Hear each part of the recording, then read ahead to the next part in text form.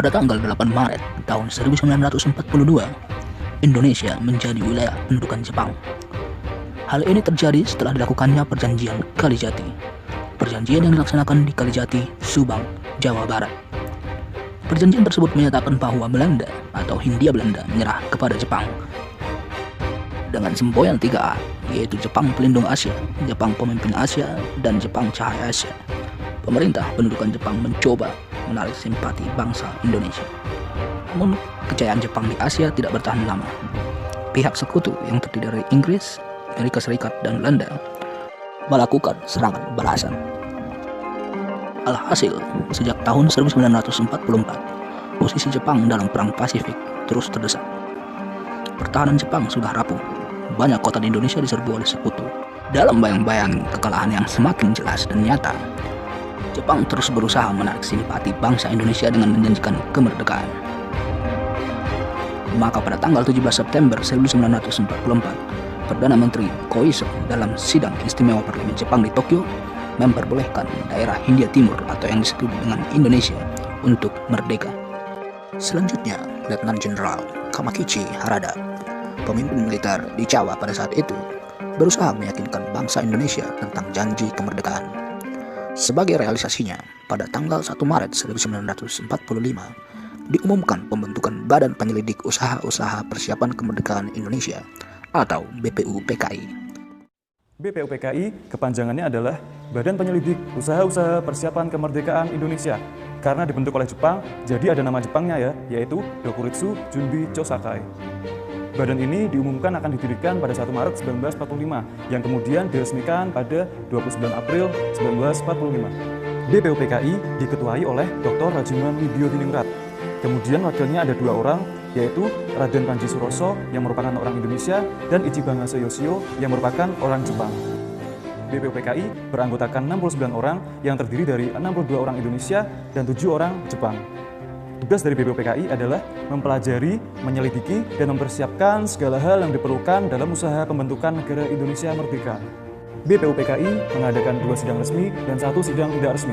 Sidang pertama dilaksanakan pada 29 Mei sampai 1 Juni 1945 dengan agenda merumuskan dasar negara.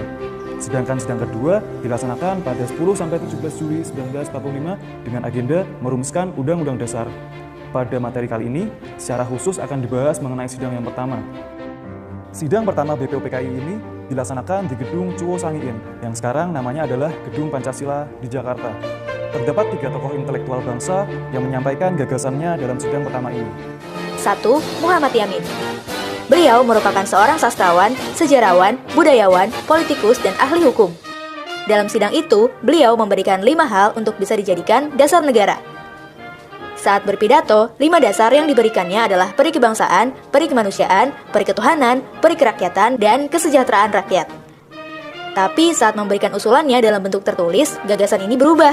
Usulannya berubah menjadi ketuhanan yang Maha Esa, kebangsaan persatuan Indonesia, rasa kemanusiaan yang adil dan beradab, kerakyatan yang dipimpin oleh hikmat kebijaksanaan dalam permusyawaratan perwakilan, dan keadilan sosial bagi seluruh rakyat Indonesia.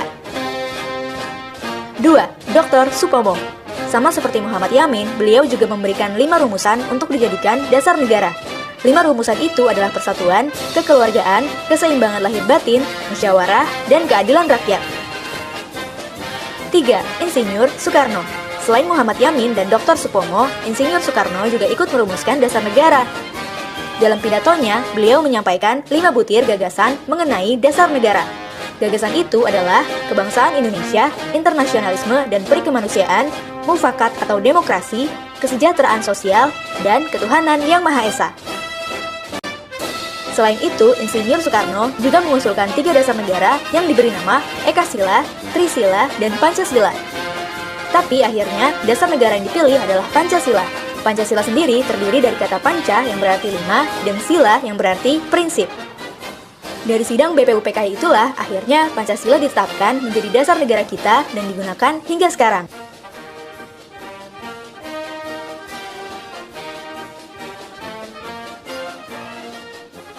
Yang kedua, organisasi yang dibentuk adalah Panitia 9, dibentuk BPUPKI tanggal 22 Juni 1945.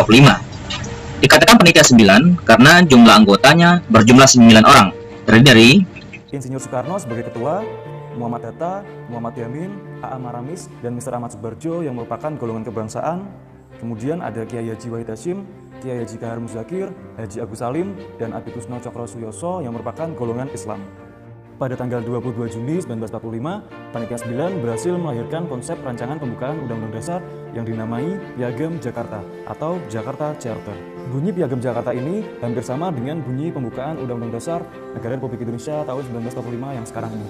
Hanya saja di alinea keempat terdapat rumusan dasar negara yang bunyinya sebagai berikut. 1. Ketuhanan dengan kewajiban menjalankan syariat Islam bagi pemeluk-pemeluknya. 2. Kemanusiaan yang adil dan beradab. 3. Persatuan Indonesia. 4. Kerakyatan yang dipimpin oleh hikmat kebijaksanaan dalam permusyawaratan perwakilan. 5. Keadilan sosial bagi seluruh rakyat Indonesia. Ya, di sini terdapat satu sila yang kemudian menuai kritikan, yaitu sila pertama. Kritikan tersebut datang dari wakil-wakil Protestan dan Katolik dari wilayah Indonesia Timur.